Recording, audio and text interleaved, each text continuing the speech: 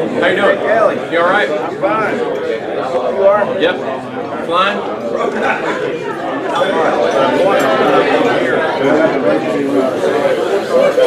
Got a full day.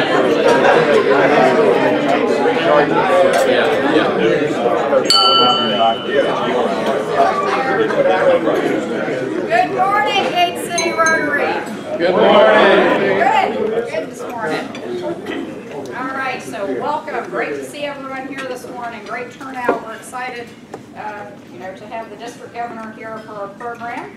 So we'll go ahead and get started with our invocation pledge and four-way test. We have Darren doing it this morning. Good morning. Good morning.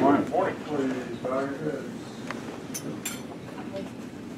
May those assembled here today enjoy the many offerings of Rotary. May we abide by the rules that we have established, those of trust, fellowship, and ethics, and may we place service above self in our daily endeavors. And may we always test ourselves in our efforts to be sure they are the truth, good for all concerned, of benefit to mankind, and provide peace and understanding. Amen.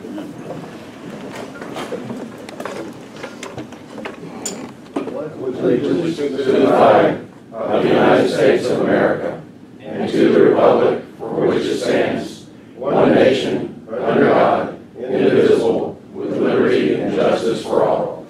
Of the things we think, say, and do, Is it the truth? Is it fair to all concerned? Will it build goodwill and better friendships? Will it be beneficial to all concerned?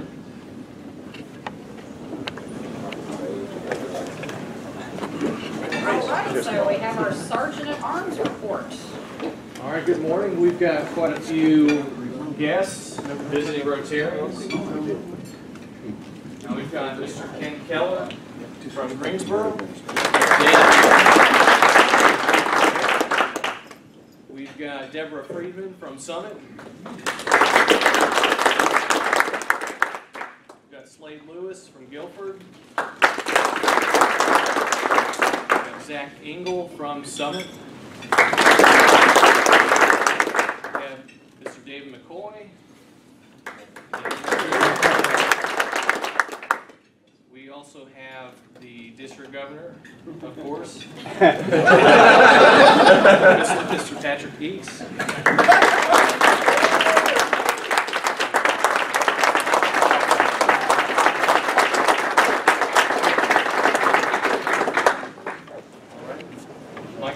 Has a guest this morning, Mary Ann Conrad. All right.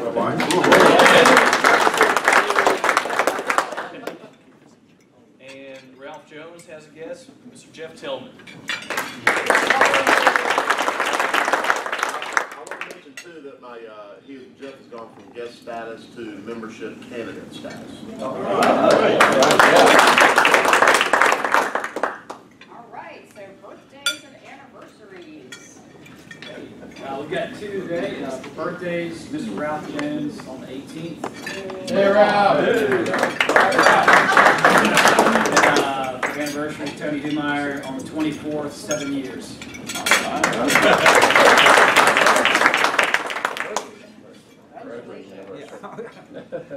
Something wrong. All right, so I'm going to do a fellowship activity this morning.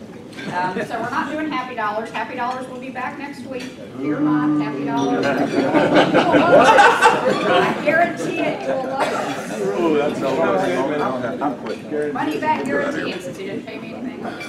All right. So we're actually, I said a couple weeks ago, we're going to do this throughout the year, some fellowship activities. And so this morning, I'm going to teach you CCL's feedback model. And so we use this in pretty much every program that we use. And I've talked to people like 20 years later. I talked to an executive from Coca-Cola Enterprises who said, I went through a CCL program 20 years ago and I'm still using that feedback model. That's great. And so it's a great tool or method for both developmental feedback if you need to give them something they need to improve on, and certainly it's great for positive feedback. And so it's very, very simple. It's called SBI, and so you do have it on your tables if you need a little cheat sheet. So it's situation, behavior, and impact. So you specify what the situation was in which the behavior occurred, what the actual behavior was, and then what the impact was on you or the people around you. So for, so some examples for you. So I would say, Brian Kaiser, when I sent out the email saying that we needed someone to step up to do birthdays and anniversaries, you immediately responded to that email and said you would do it, and the impact was I felt very appreciative that you had stepped up to do that. Another example might be, Mike Conrad, when you show up early to club meetings and shake everyone's hands, the impact is we all feel very welcomed and enjoy the Rotary meeting. So what I want everyone to do is, and this is going to be a get up and walk around activity as well, find someone that you want to give some positive feedback to around Rotary and their impact on you or the club. And so ideally, you're going to find someone to give feedback, and someone's going to find you and give you feedback as well. But so this is all positive feedback around.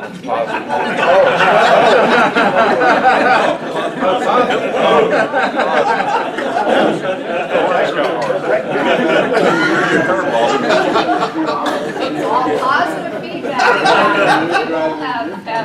What people have done that have impacted you or had a positive impact on Rotary and the club, then you can't all line up next to Tom Sears. You can't use this big line in front of Tom Sears or Max Kern, or you can't do that. So this is the activity where you get up and it hopefully won't take all that long, but get up and find someone that you would like to give feedback to on how they've impacted you.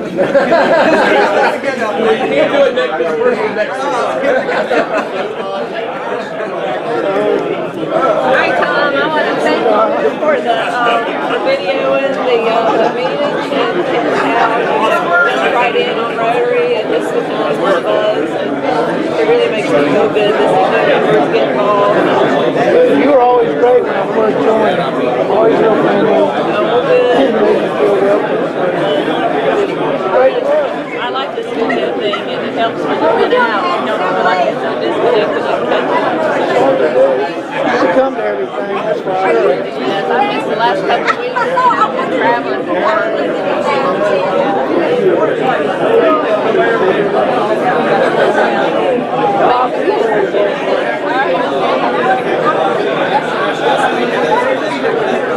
Most people would be so happy to listen to BG.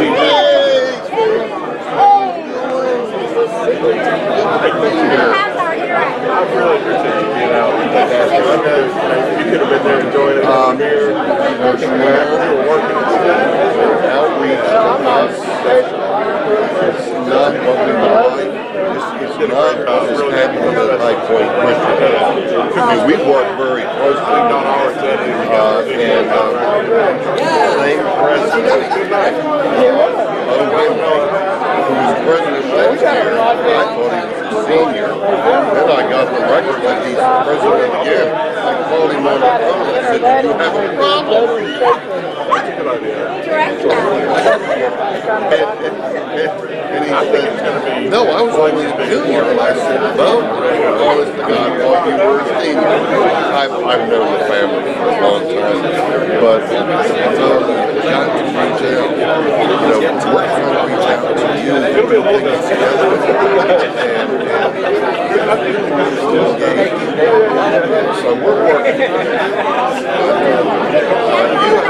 You have been such an impact on me for getting that going and getting there that day. Yeah,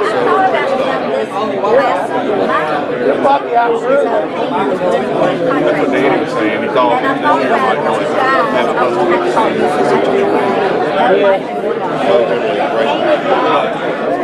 yes, so much for it.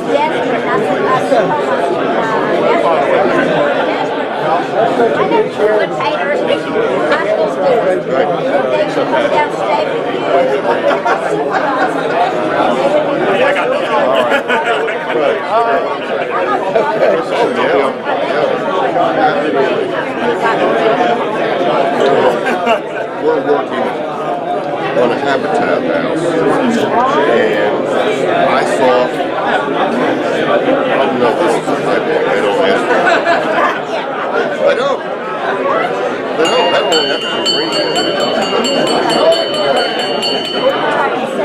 Well, you see, I did one over here. I'll talk to you about it. Hopefully you all enjoyed that. You've learned something new. Again, take this back to work, use it at work. We have people who don't use this all the time, but hopefully you heard something positive about how you've impacted people and also shared that as well. So thank you for engaging in that this morning. Before we move on, I did want to give Danny Farley an opportunity to provide an update. Oh, okay. Thank you very much. It's really sad. I know all of you love Kevin, and Kevin's wife Sheila suffering a major aneurysm, and she's not recovering from it.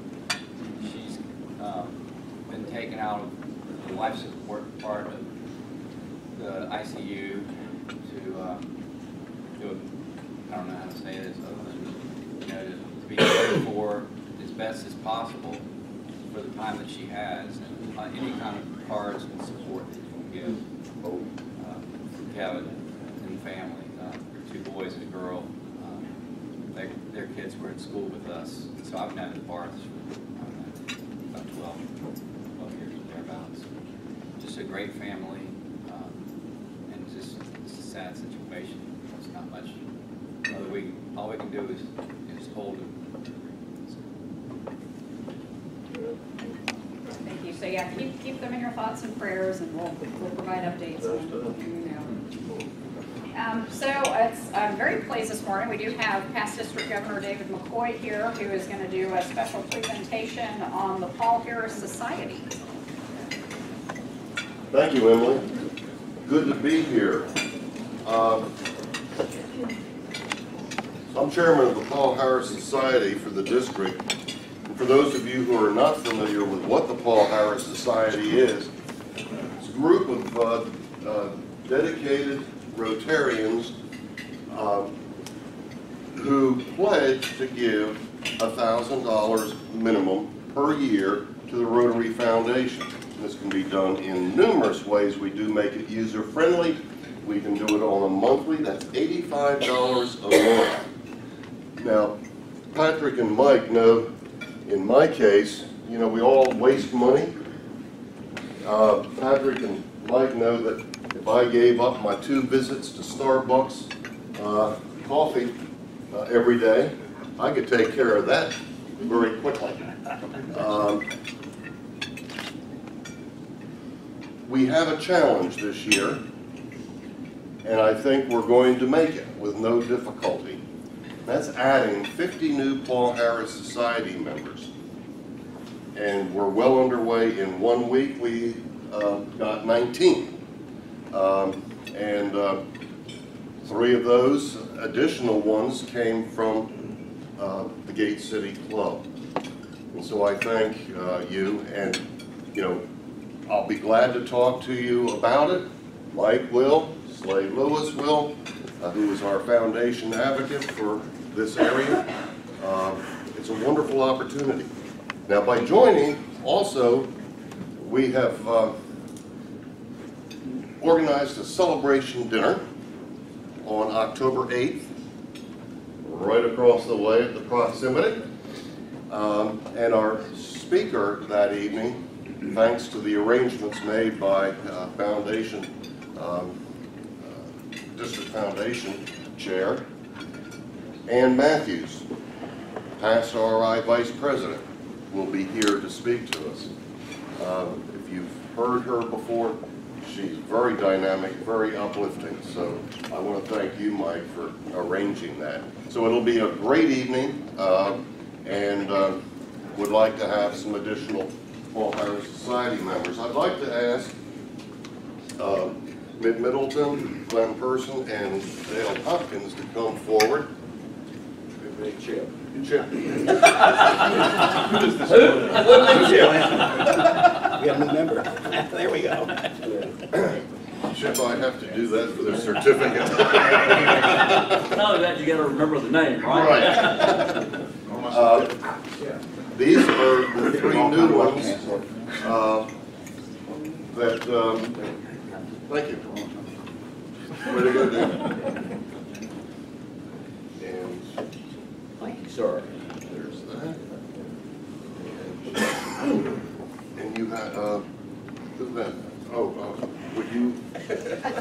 We have 3 things to hand out. Do these press special call. Okay. Well, I'm not going to take it out. But the tag that District Governor Patrick has will go on the Paul Harris Society banner.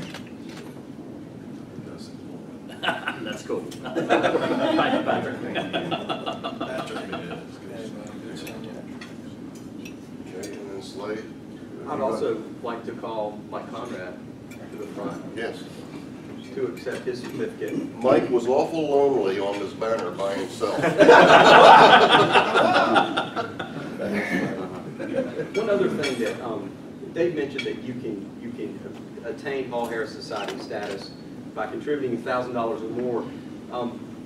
Part of that money, or all of that money, can be designated towards a global grant. So in my situation, I'm doing it. I am designating half of that money towards a global grant that my club is sponsoring, and the other half will go to RI to use as necessary. But if there is a global grant that your club is participating in, or you've heard about from another club that you have an interest in, it's a great way to be able to kill 2 birds, support that specific grant, and get Paul Harris Society status. Yeah, 3 ways. You can do annual fund, Polio Plus, or the global grant. And that's a great way of doing it. And as Slade said, you can split it. Now, one that we just got this morning. Emily, will you come forward? I don't have the certificate and the plaque, but Emily, there is the pin. And appreciate your joining this morning. And thank you, Dale. Good day. Dale, while we're talking about Yes. raising funds for the foundation, what are some other ways? Because we've got a lot of new members here. When I first came in, I was kind of figuring it out as we went. You know, what's the bequest that you're passing? What's that? Okay, Bequest Society. That goes to the endowment fund, as they call it now. It used to be the permanent fund. It's now called the endowment fund. That's $10,000. You're not going to miss it. You're not going to be here. That's the way I look at it. And that can be through your will, codicil to the will, can be an insurance policy. There are a number of ways that can be set up. Then the other one is a benefactor. That is $1,000. Again, that normally is done at your passing, but a lot of people now are paying that benefactor while they're still alive. And every member in this club is a benefactor. Yeah, that's right. You're right. So you know about that one. So. But I think what you need to also know, as far as the Paul Harris Society, that 50% of the dollars that go to the annual fund come back in 3 years, and it's used for things that we do here in this club with our district grants that we support, all the causes that we support. So it is important that you give the dollars to the annual fund, and that other 50% then helps to fund those global grants that the Rotary Foundation matches in terms of whenever we do global grants. So it's a win-win for everyone when you really think about it in terms of the dollars and the use of those dollars. And you know, for everything that Rotary does, it's either in scholarships, it's for clean water, it's for education or whatever. So it's a tremendous way to give back. There is no other organization, I'm a firm believer in this, there's no other organization that has the impact worldwide as our Rotary Foundation.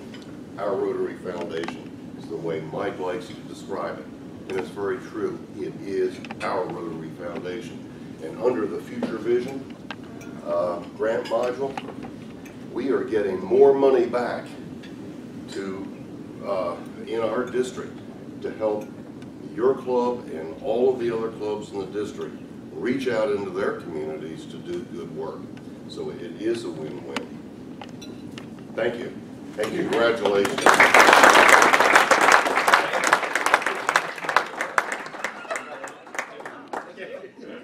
at this time, I'd like to call on Ken Keller, who's going to introduce our very special guest this morning.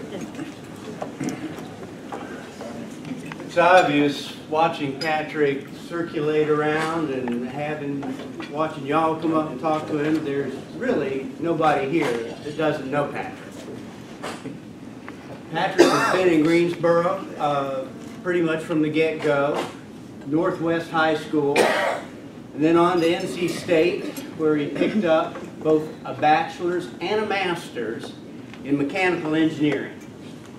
After working in the family business, he started his own business, CP Eakes Company, which deals with very high-end, very sophisticated metal fabrication. If you haven't done it, you ought to go to the website and take a look at it and see some of the, not only industrial, but some of the art that they produce. 2 years after starting his own company, with the pressures that come with starting his own company, he joined Crescent Rotary. Within 3 years, he was the president. And while president, headed up the effort to move that club into the first Triple Crown status in the world, if I understand correctly. Not content with that, he was an assistant governor. And that was at a time when the assistant governor handled 8 clubs, not just responsible for herding cats in 4, herding cats in 8. Not content with that, was chair for district conference. Then for 5 years was either chair or co-chair of Rotary Foundation.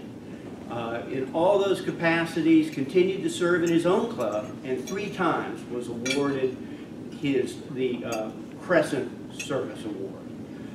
Not only is he active in Rotary, he's very active in the Greensboro Sports Council and the Leukemia and Lymphoma Society, also in Sedgefield. All of us who enjoyed the tournament out there at Sedgefield, the Wyndham, just this past week, owe a debt of gratitude to Patrick.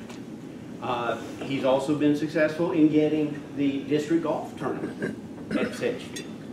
But above all, his driving passion is family. And he's going to talk to you, and I'm sure it'll come out to you like it comes out to me. The drive he's got with family, not only immediate family, but extended family. So if you would, please stand and welcome our District Governor, Patrick Eakes.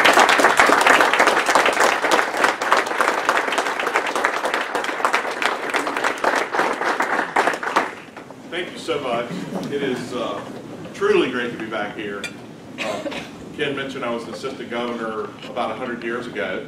In fact, I remember Ralph was actually visiting as a member back around that time when I was here, and I got to know so many of you so well, and I have maintained those friendships through the years. So it's truly great to be back here. Hey, Buster, I didn't see you before. Okay. I'm so used to Buster and the Happy Bucks that often would turn into the Needle Patrick Bucks when I was here. So sorry I missed that. Ken, thank you so much. You all are really lucky to have an assistant governor like Ken Keller, who is a distinguished club president. He knows what all that's about, but beyond that is truly a modest and humble servant leader, a really thoughtful guy who wants to help all 4 of the clubs he serves be the very best they can be. So we're very lucky to have Ken, and you all are lucky to have Ken as your AG. I also want to mention, I know Jim Kennedy, there's Jim, who's our District Scholars Chair and our World Peace Fellows Chair, puts in an awful lot of work. I know it's something you're very passionate about, but you do a tremendous job with that. And glad to see that we've made the transition into a new model with our scholars. I know your club has just sponsored a scholar, I think, to Spain. Yes. Our cultural scholar just got back from Spain. Oh, she's back. Okay, great. Where's Darlene? I know Darlene's got to leave early, but she serves on our finance committee. We even have a place for bean counters in Rotary. She does a great job. She stood in and ran the meeting for us last week, so it's great to see you, Darlene. You heard from parts of our foundation team, Dave McCoy and Slade Lewis, who are both foundation advocates in their respective areas. Dave, I'm trying to think of what you don't do. Let's see, because you're chair of the Paul Harris Society. He runs our AV at all of our events. serves as a foundation advocate. Slade is a new foundation advocate here serving you, which means he's here to support your Rotary Foundation endeavors. And gosh, adding 4 badges up there on Paul Harris Society, I think your work may be done, Slade. And of course, Mike and Mary Ann Conrad, I should mention that a couple of those years when I was the District Rotary Foundation Chair were under Dave, and Mike's years as District Governor. Truly a pleasure to work with those guys. Mike and I were presidents, what, 1948, 49? Yeah. Seems like forever ago we were presidents together. I think you all know that Crescent and Gate City have always had a great relationship. Crescent sponsored this club, and we just hit it off the second we met each other, and we've worked together in so many roles through the years. He co-chaired the installation banquet where Ken and I were installed. So it's just an extended way of saying how appreciative I am of all of these folks who serve Rotary so well. I am on tour, as you might have heard. Made a few stops around our district over the last 6 or 7 weeks, and I was thinking about my remarks coming here today, because I was looking at my notes. I think this is the 5th time I've been here to give the program, which puts you in, I'm not sure what kind of company that is, that you would actually have me keep coming back. Most clubs have me once, and then that's it. And thanks for coming, and we'll see you in a couple of decades. But I was thinking about speaking to a group I've spoken to, and how I keep that message fresh for you and for me. And I reflected back on a time when I was with my grandfather. It's my maternal grandfather, who was a Methodist minister. And this was old school. When I was a little guy, I would go over on Thursday nights. I'd help him print the bulletins for Sunday on an old printing press. You know, I'm sure now it just comes out of a laser printer. But we'd go over on Thursday nights. It was great grandfather-grandson time. And I asked him one time, how in the world do you keep it fresh for your congregation Sunday after Sunday after Sunday? I mean, you're preaching variations on the same theme. You've got the same group here. And he said, well, a couple things. He said, first off, I take what I do seriously, but I know that by Wednesday after church, they're going to remember the choir's anthem a lot more than they remember my sermon. So I don't take myself too seriously. And he said the second thing, and the most important thing, is as long as I get everybody out by 11:55 and we beat the Baptist to the KW, yes, I got the thumbs up there. See, that applies to Rotary too. Because I know at 8 o'clock you're up and out of here whether I'm done or not. So I will definitely try to keep things on time. I do want to talk about this year's theme, which is Light Up Rotary. I think we got really lucky, and frankly, with Rotary International themes, you know, I don't get any input on that. Dave didn't, Mike didn't. We go to our training that all incoming governors go to, now in San Diego. I think both of you guys went to San Diego. It used to be in Anaheim. And I know what you're thinking, because it's January. A week of training, January, San Diego, all the elements are right there. And I'll tell you, the 3 hours they let us out of the hotel that week, San Diego is gorgeous. That's really about all there is outside of the hotel. But at the very first plenary session, the incoming president rolls out his vision of what Rotary is, boiled down to 3 or 4 or 5 words. And that is, I'm sure, an arduous process to try to take something as universal as Rotary and boil it down to those words. And I know from talking to some past international presidents that they would grind on this for months, they'd get it just right, they'd send it to Rotary International and say, hey, I've got it, it's perfect. And the first thing Rotary International does is translate it into 10 or 12 languages, and often they'll come back and say, yeah, that perfect phrase, in Portuguese, it doesn't mean what you think. You're going to have to polish that a little bit more. But this past January, Gary Wong rolled out Light Up Rotary with much fanfare. I do think it's a really fine theme for us. It describes what we do. And I'm really not a speech reader, but I do want to share with you the very end of Gary's speech where he told us what this is all about, what it means to him. And I'll mention that Gary Wong is our first Chinese-born international president, so you'll pick up on that as I read his words. We all know the Chinese philosopher Confucius. I sometimes call him the world's first Rotarian because even though he died 2,500 years before Rotary was founded, his ideas are very much Rotary's ideas. One of the things Confucius said is, it's better to light a single candle than to sit and curse the darkness. This one line sums up everything we think in Rotary. There's so many problems in the world, so many people who need help, and many people say, there's nothing I can do. They sit there, do nothing, and everything stays dark. But this is not the Rotary way. The Rotary way is the Confucius way. The Rotary way is to light a candle. I light one.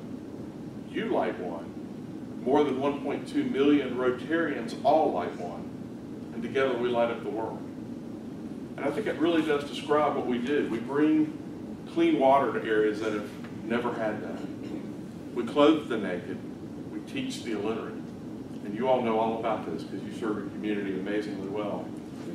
Through those acts that we perform, we light up the world through Rotary. So I want to talk about, to me, the three primary ways that we do light up Rotary. And the first of those is we light up Rotary service. And as I said, I don't have to preach to this particular group about service.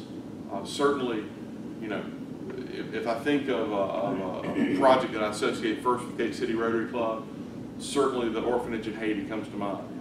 And I can tell you, I don't think Jack's here. Yeah, there's Jack. I met Jack when he was visiting Crescent Rotary. And I don't know where he was going to apply, but I do remember at the time I was an assistant governor, and I said, you know, you ought to check things out around town. Look around. I have members at Crescent who are still mad at me because I was being an assistant governor instead of a Crescent member. But you obviously found a great fit here, and that's been a tremendous project. I know you all have worked with Camp Carefree since I've known about Gate City Rotary. And I know you're involved with Children of Vietnam now. Mike mentioned before district grants. A district grant has been approved to help fund the project for Children of Vietnam this year. All of the various projects that the 8 clubs in Greensboro do together. You know, generally one club will take the lead, but all of our clubs are involved. And I saw that even during the Wyndham this past weekend, you guys had a cleanup project, I believe this past Saturday. So I don't have to preach to you about lighting up Rotary through service. You know all about that. The other way, besides our tangible projects, is our support of the Rotary Foundation. We light up Rotary service.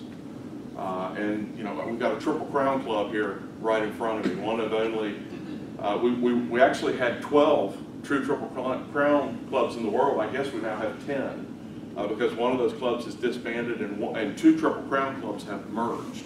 I don't know what you call that. 6 points on the crown now. But they have, somebody who's better at Latin than me will have to come up with what that term would be. But you all have been great supporters of the Rotary Foundation. You might recall last year, Cookie talked about the First Class initiative. She was a member of the first class of incoming governors where every governor made a donation to the Rotary Foundation. And she teased me a little bit about that along the way, which is probably only fair because I tease her constantly. But this year we had an initiative called the Best Class. I guess that's how they one-upped it. They challenged all of the incoming governors to make a donation to the Rotary Foundation. We did as well. And I'll let Cookie know that we gave more than twice the amount her class did. In fact, our international president, who is now a Taiwan resident, the 10 district governors from Taiwan all wrote $10,000 checks. And I said, yeah, I'm going to find the back door now. That's not really what I had in mind. But the Best Class initiative, and we passed that challenge on to all of our incoming presidents. In our district, all of the presidents did respond. I know that last year with the First Class initiative, we had, I think, 44 of the 530 plus districts around the world were certified as First Class districts where every incoming president made a donation. We had the same happen this year with the Best Class. And Emily, I'd like to present you with this pen. My mama raised me right, so I'm going to hand this to you rather than Thank you, Emily.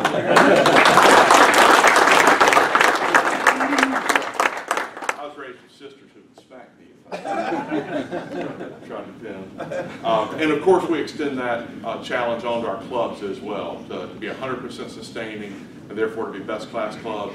I know that there's no reason to even talk to you all about that because you are absolutely model club when it comes to supporting the Rotary Foundation. I do want to mention that we have a very special Rotary Foundation banquet this year. We've been having foundation banquets for about 15 years, and to my knowledge, this is the first time we've had a speaker who is coming in to talk specifically about polio, our big international effort. The ironically named John Germ is head of the international polio effort. I know polio is a virus, but that's still sort of funny.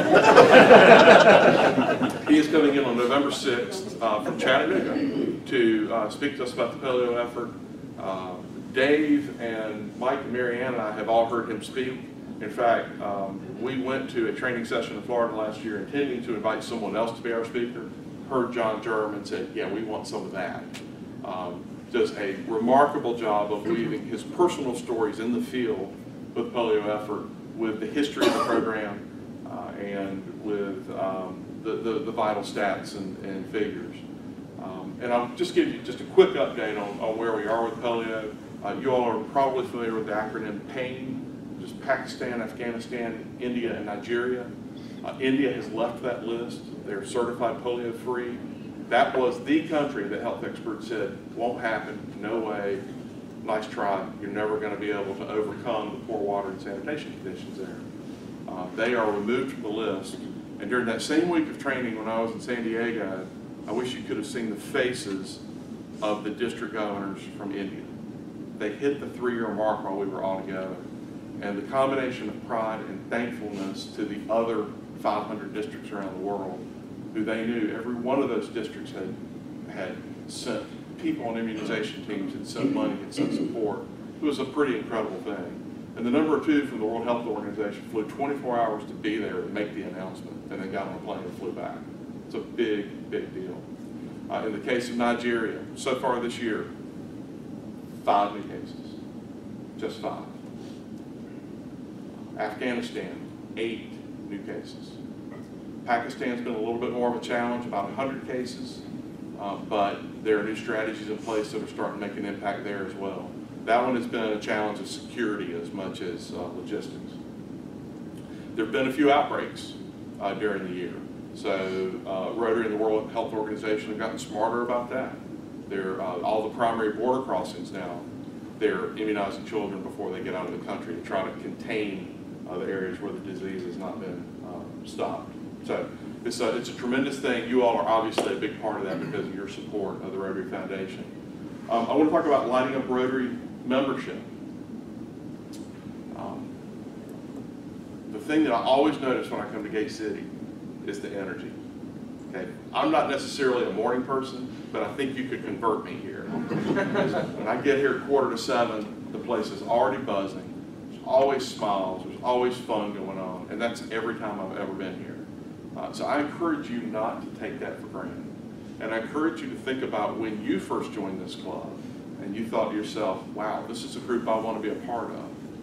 And to think about the people you come in contact with during the normal course of your week, professional contacts, friends at church, neighbors, people who are already living a Rotary life but just don't know they're Rotarians yet. You know these folks. And so I invite you to be a little bit more intentional about inviting them to come have breakfast. Just come have breakfast. Because I promise you, what you have here is very attractive. What you accomplish is very attractive. The way you care for each other is very attractive. So I hope that you will be intentional about that. When you're thinking about people you might bring in, I encourage you to increase the diversity of this club. I know a lot of times when we talk about diversity, we think first about ethnicity. But I'm talking about, in addition to ethnicity, I'm talking about age, gender, height. You know, you can just to encourage you to try to look a little bit more like the communities who you serve. I think that will help you be more effective.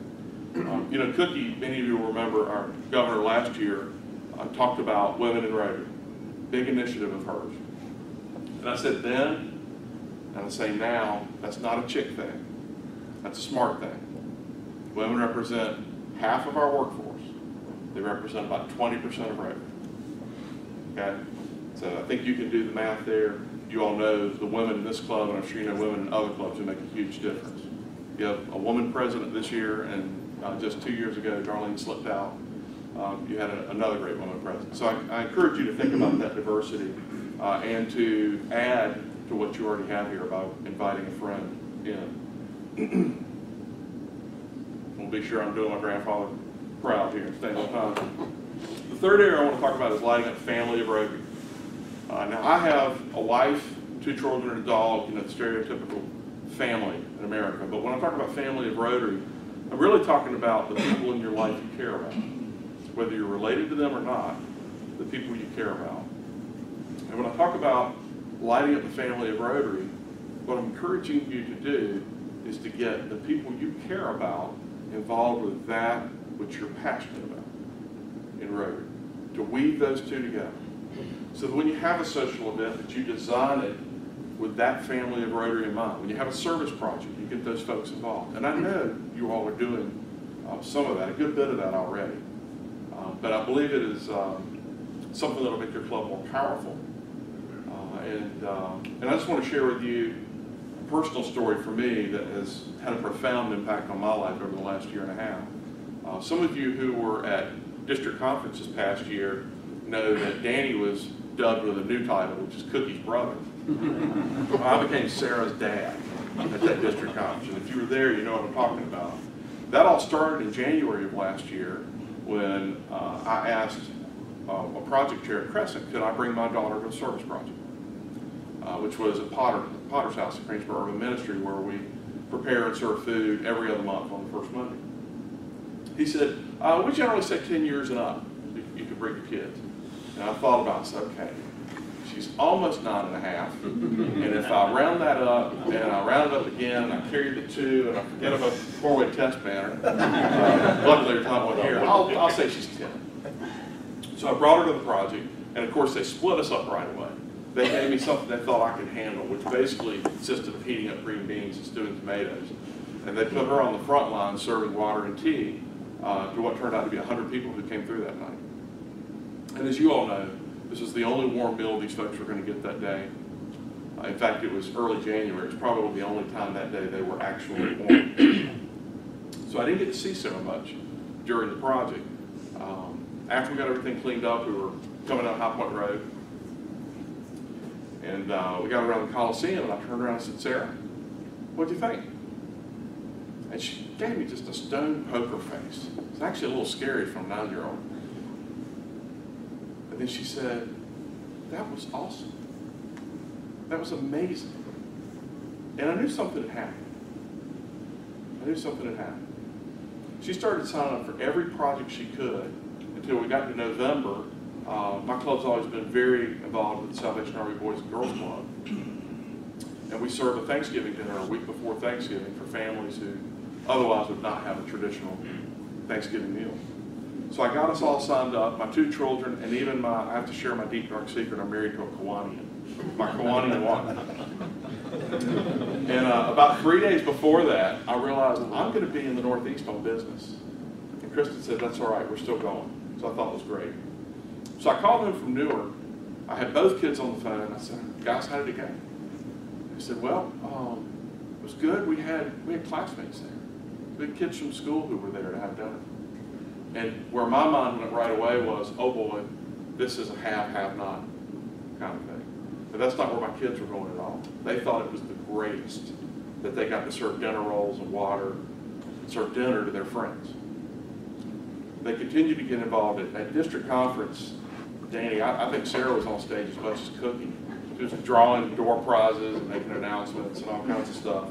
And finally, we were approaching her 11th birthday, which was July 14th. And I realized I was going to be at the Burlington Rotary Club for an evening official visit. And so I said to Sarah, I'll get it rescheduled. I'm sure President Bill, he'll be good with that. She said, thanks, Daddy. I appreciate that. And she came back in the office 5 or 10 minutes later and said, how about if I go with you? I said, wait a minute, you want to go to a Rotary Club for your birthday dinner on your 11th birthday? I said, I don't want to go to a Rotary Club for my birthday. What's the matter with you? She said, yeah, I really did. So she came with me. They're a singing Rotary Club. Have any of you ever been to a singing club? They're 3 or 4 in our district. They sing every meeting. It's part of what they do. They usually ask me not to sing, but they sing. Well, they sang her happy birthday. And then they gave her chocolate-covered truffles. And so my next thought was, how about some love for the speaker? I'm not taking her with me anywhere else. Well, she's had another great Rotary experience. And the reason I share this with you is that the value of my Rotary membership has gone up tremendously because someone I love dearly is on board and she's all in. In the case of service projects, she's actually increasing our output. When she's working at a Meals of Hope project or she's working at the Potter's House, she's increasing our impact. The third thing is I know that I've got a budding servant leader in my household. I know she's going to grow up and serve other people. If she does really, really well and works hard, she can be a Rotarian.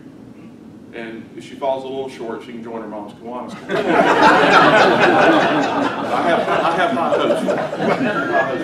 The fourth thing is, as a simple membership retention strategy, if I wanted to leave Rotary now, there's no way. It would be vetoed in my house.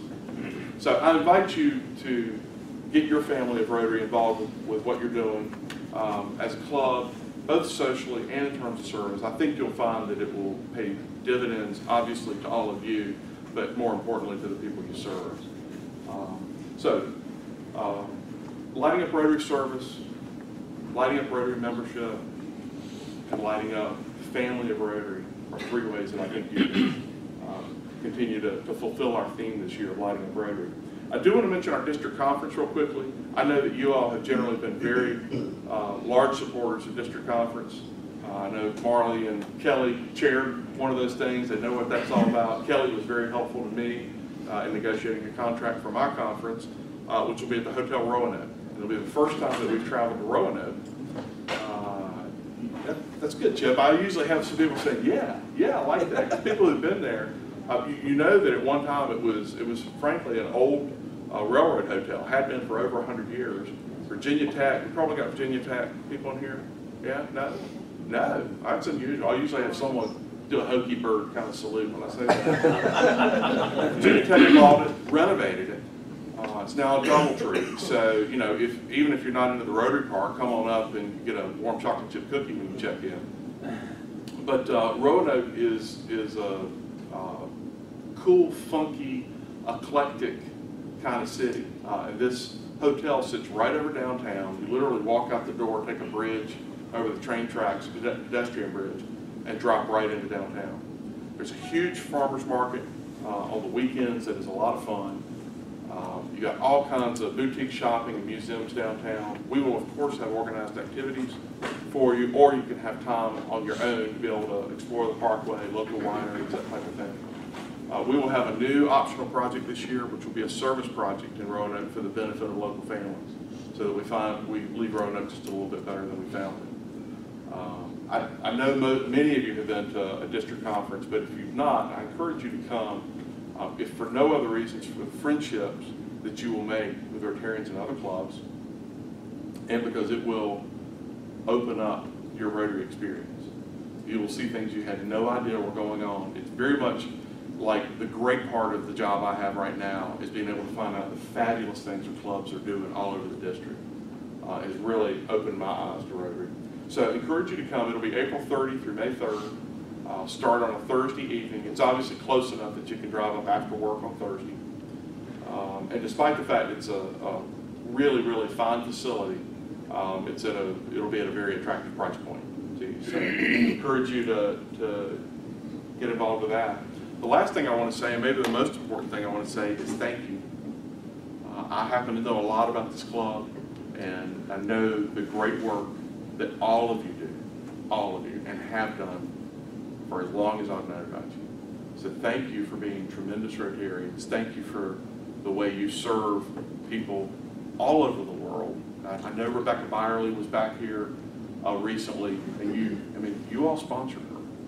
Is there any question that she's going to continue setting the world on fire for the rest of her life? I mean, it's just amazing. If that's all you had done, that would be a great contribution. But you all make a difference here, around the world, and you are lighting up Rotary when you do that. So I thank all of you for the tremendous work you're doing, and I thank you for the warm reception this morning.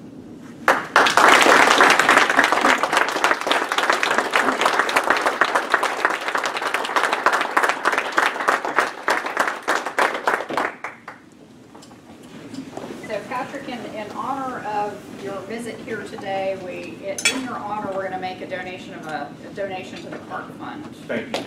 That's something that's very personal for me. Because we know that's dear to your heart. So, and I forgot earlier to thank Pete. I know I saw Pete. We had a great turnout for the street cleaning this past weekend, so it was great. So thank you for that. And I'll give this to Dan to hand out next week. But we got a wonderful note from a family that uses Camp Carefree. So a thank you note for the club. So it's very special. I won't read it now. We'll pass it out next week. I actually will be gone for the next 2 weeks. I'll be in Singapore and then in India for work. But let's see if we could.